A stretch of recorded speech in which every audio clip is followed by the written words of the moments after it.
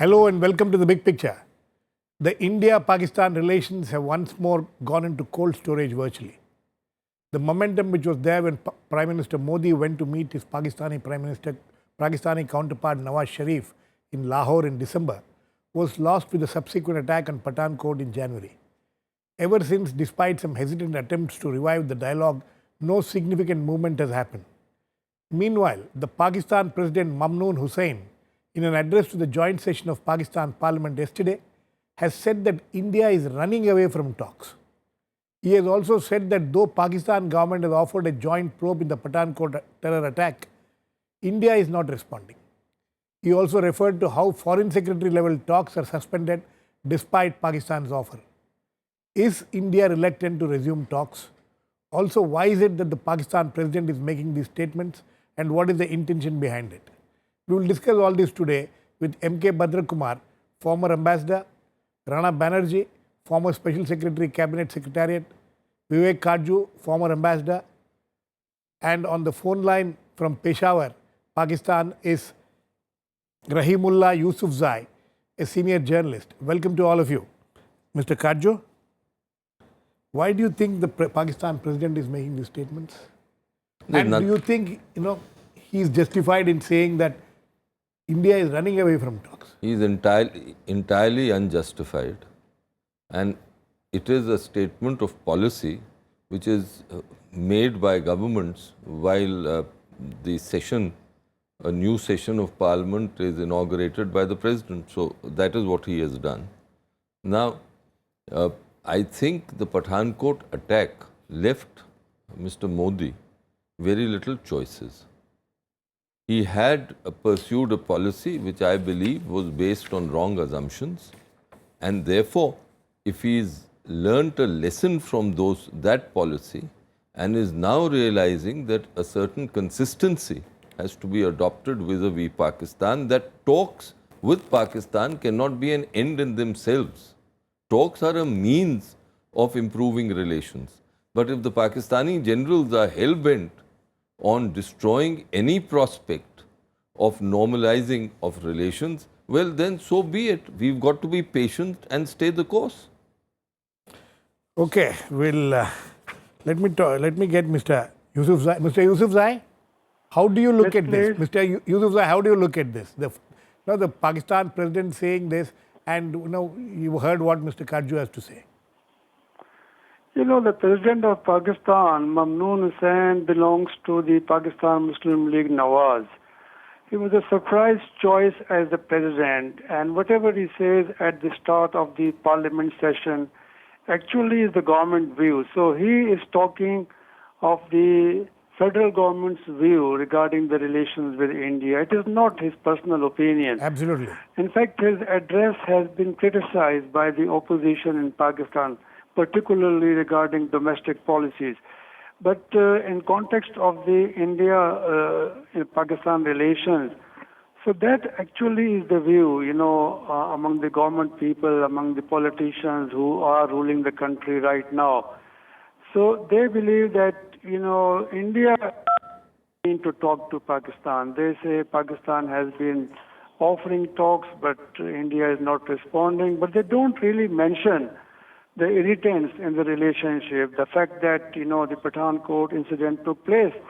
So I think that also needs to be mentioned, because it was because of that incident that there was no real incentive to hold talks with Pakistan. In fact, India allowed a Pakistani team to come to Pathankot and, do the investigations, but there doesn't seem to be a reciprocity about that. That actually needs to be clarified, because here in Pakistan, it is not really, considered that this was an arrangement that the Pakistanis would go first to India and then the Indians would come to Pakistan. I don't know what was agreed upon and what was not agreed.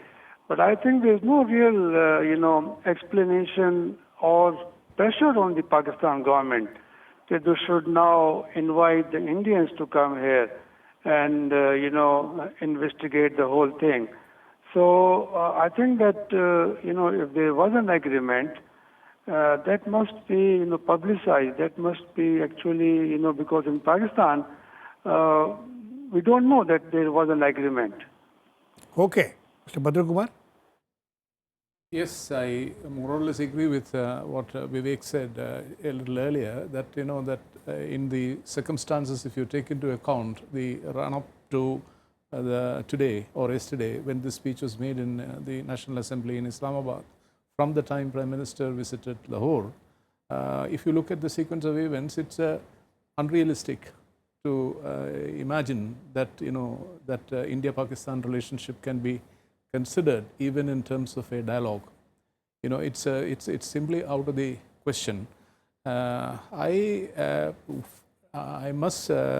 don't know whether it was a wrong assumption or not, but I think I get a feeling where I differ is that it was a good thing that the government did by allowing a Pakistani team to come to Pathankot, because it was a statement of good intentions.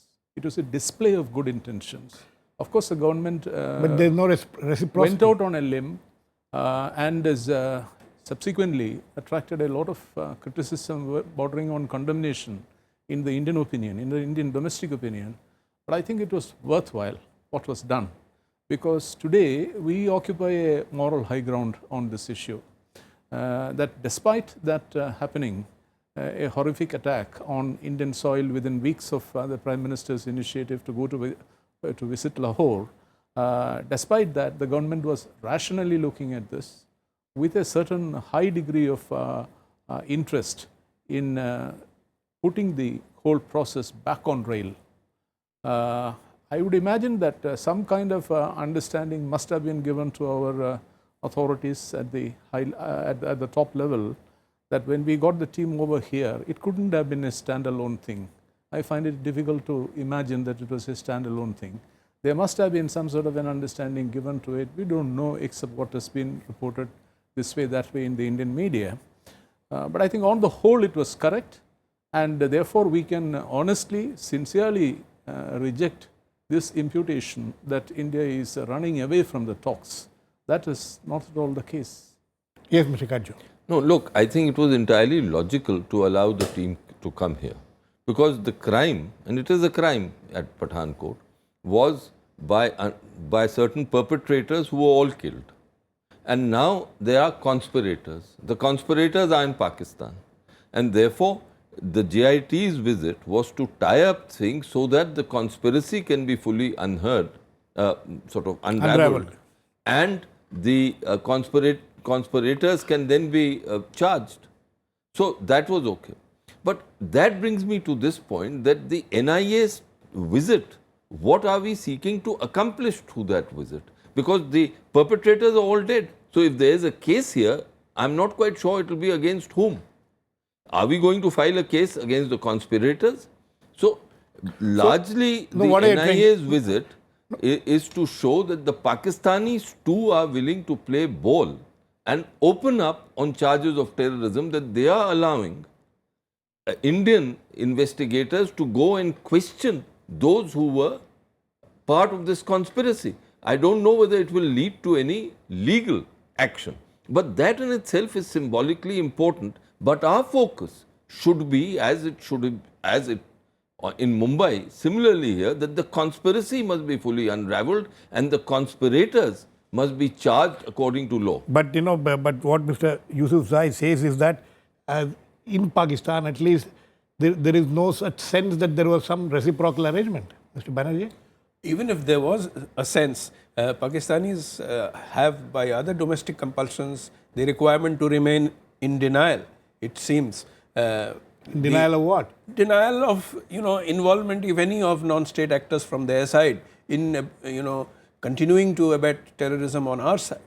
And though President Mamnoon's statement is reflective of a certain impatience in government official circles, as Mr. Rahimullah Yusufzai has rightly pointed But out. why is this impatience?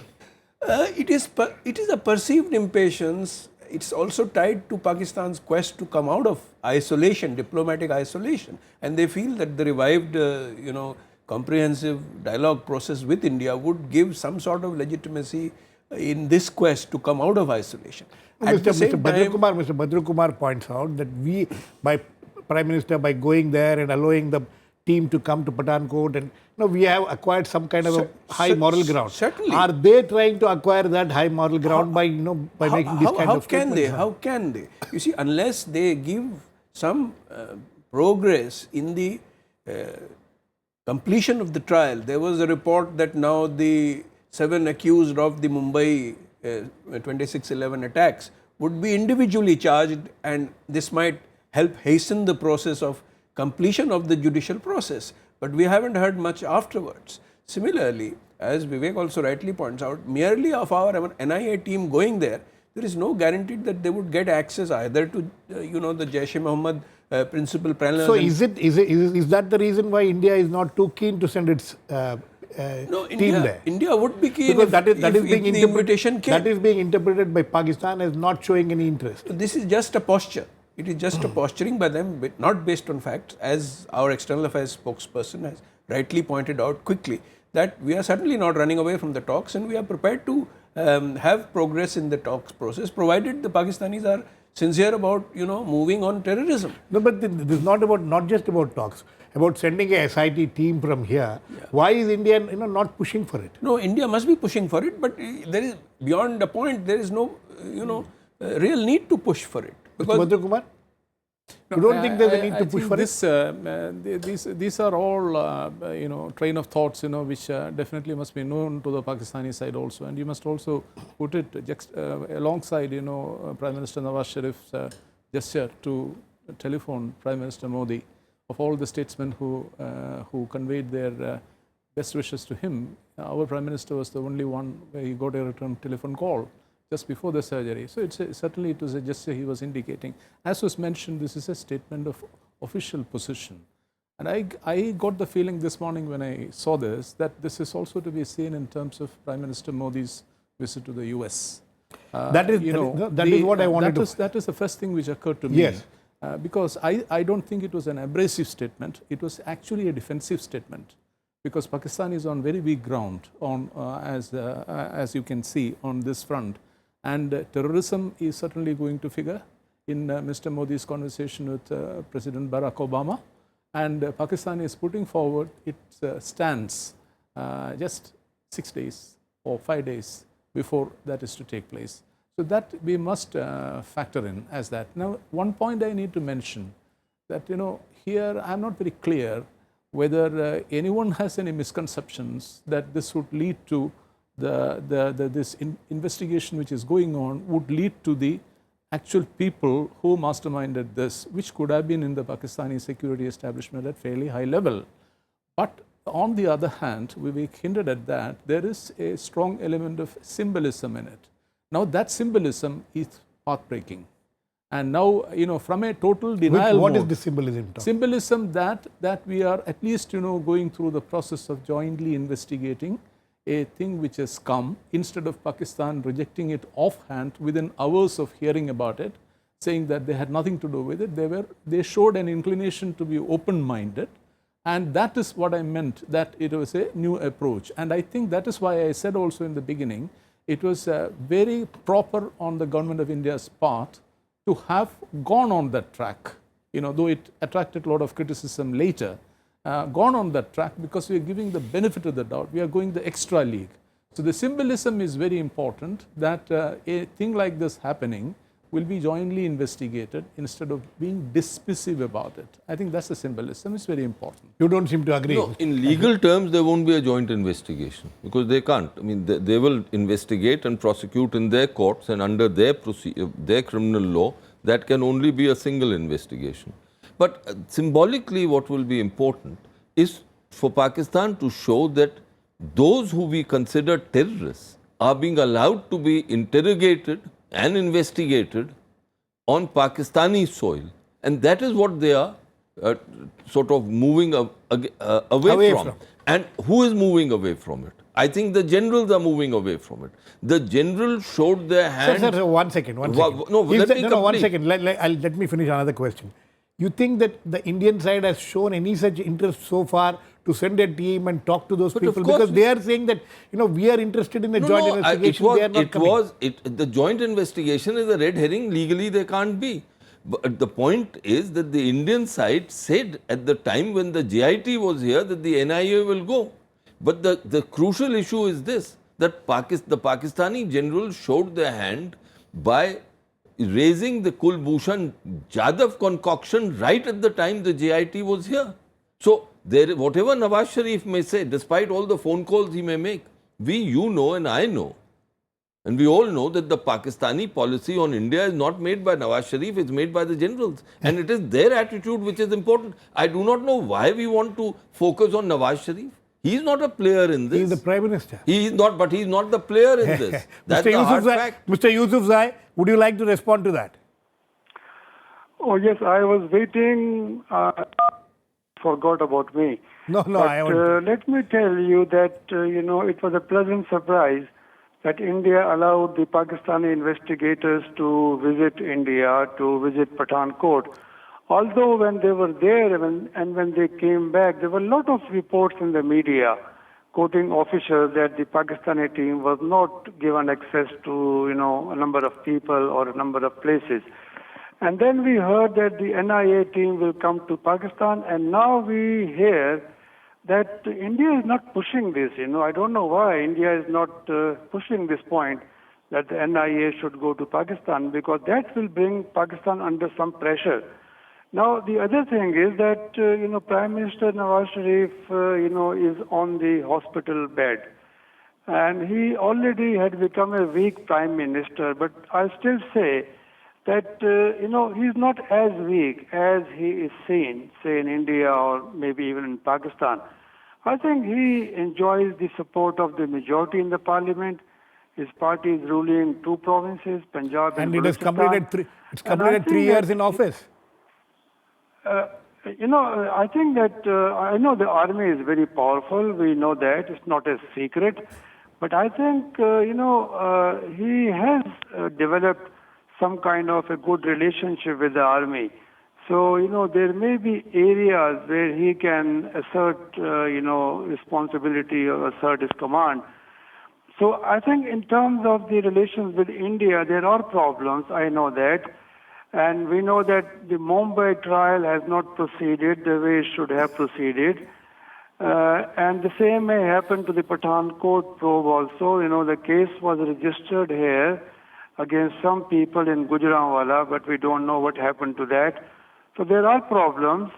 And I think we have to be patient, I must say, regarding all these issues, because as you said, Prime Minister Modi was very keen, and I must say Prime Minister Nawaz Sharif is more keen than anybody else in Pakistan to have good relations with India. Mr. Yusuf, Why was General Rahil Sharif keen? That is the crucial issue.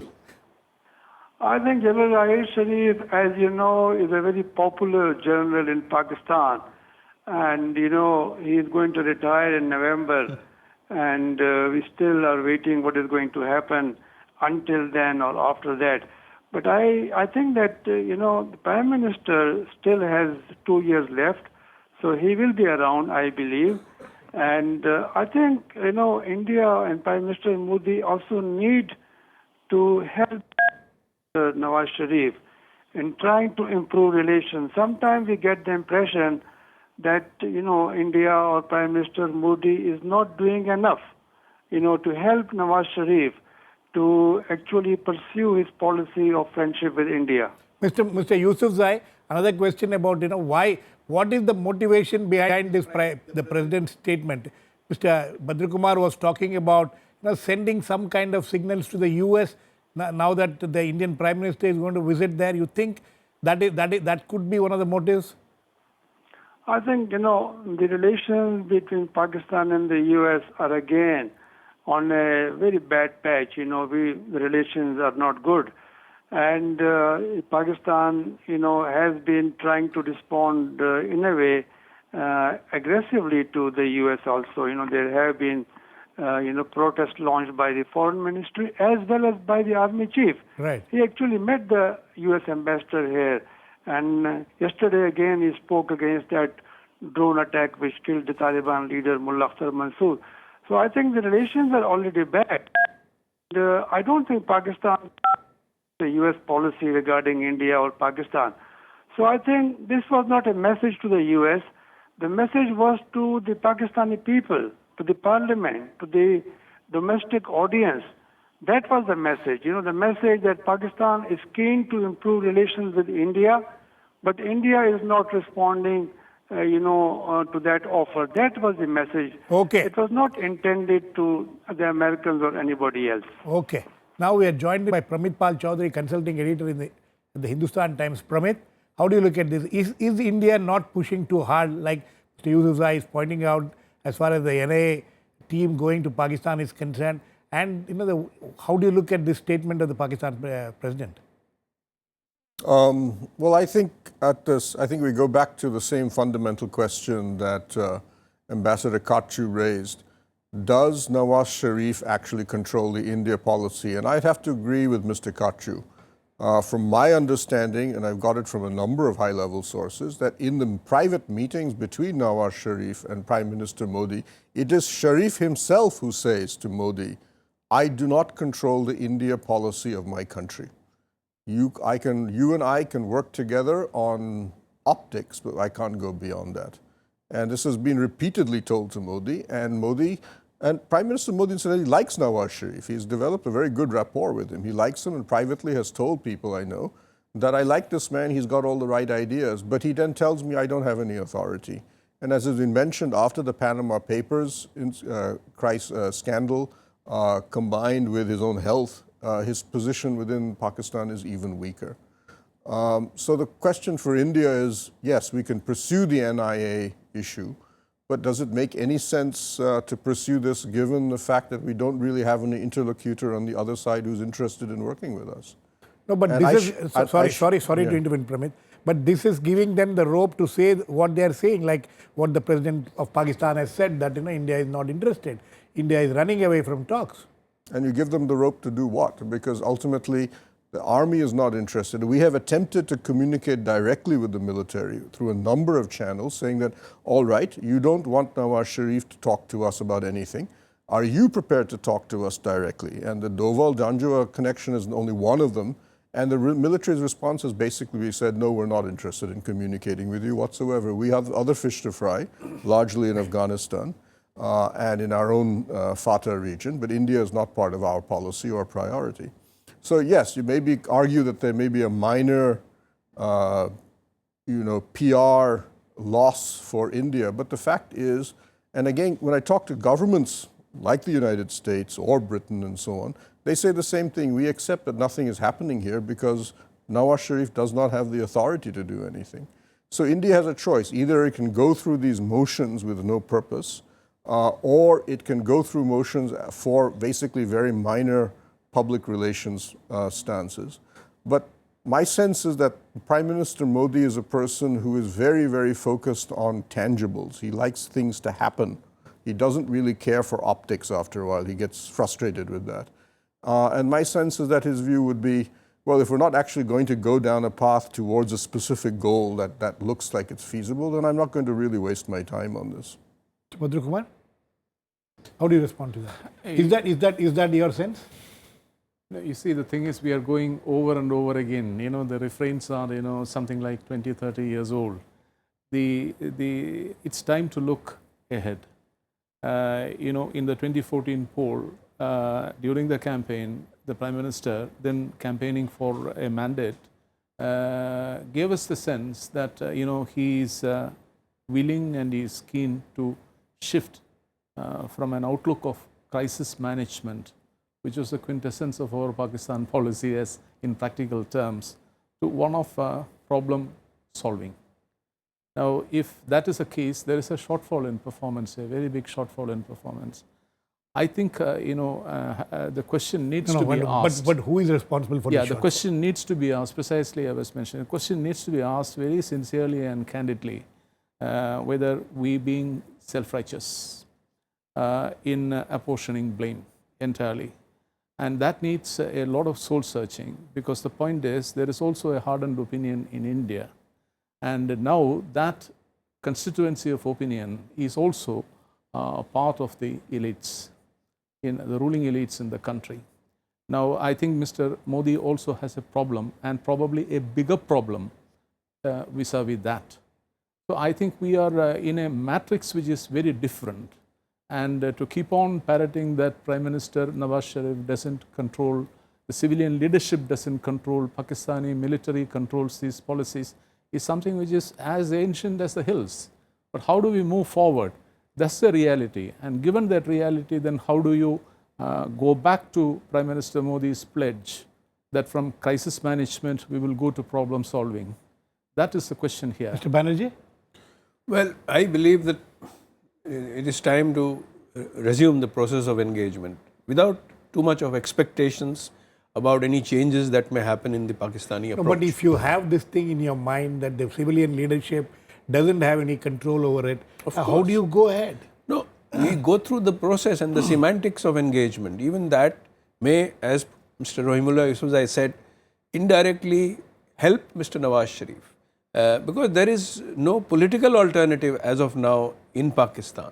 So, and considering the civilian political leaders that are available, he is rightfully in saying that, Prime Minister Nawaz Sharif is our best bet as regards India-Pakistan relations are concerned.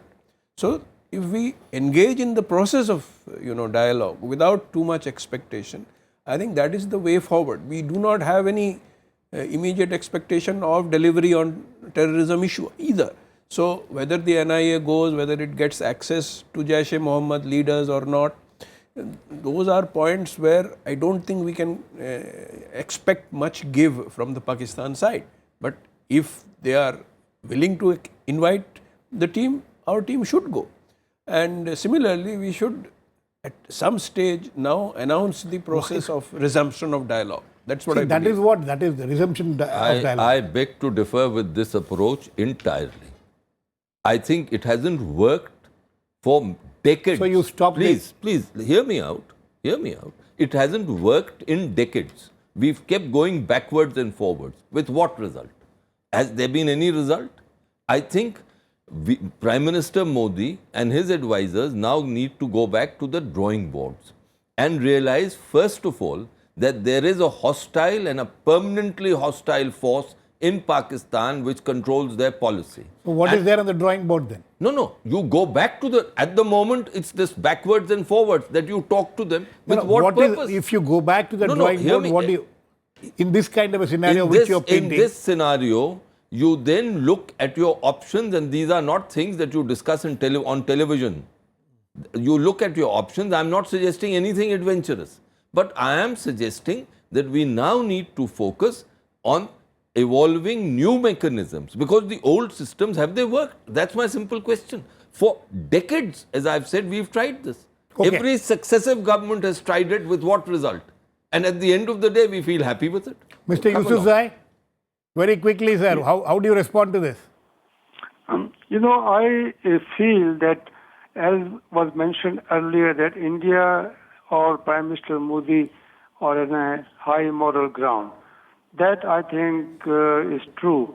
And, you can reinforce this further by agreeing to talk, by agreeing to engage, because, in this way you are strengthening the peace constituency in Pakistan also. There's a strong body of constituency in Pakistan with India. And Prime Minister Nawaz Sharif is one of them. I think all the political parties are supporting peace process with India. So in a way, I think it needs to be strengthened further. Okay. If you don't engage, then you are weakening this constituency, and that will not lead to any results. Okay, sir. Okay, I think on that note, we need to completely run out of time. But, this is a problem which we have been discussing ad nauseum for years, months and years. But whether the resumption of dialogue can happen, we'll have to wait and watch. But as there are positives and negatives, there are people who are very optimistic, people who are not very optimistic, as you have heard on this panel. So we'll just leave it at that at this point of time. Thanks to all my guests. Please keep watching. We'll come back with another issue in the big picture same time.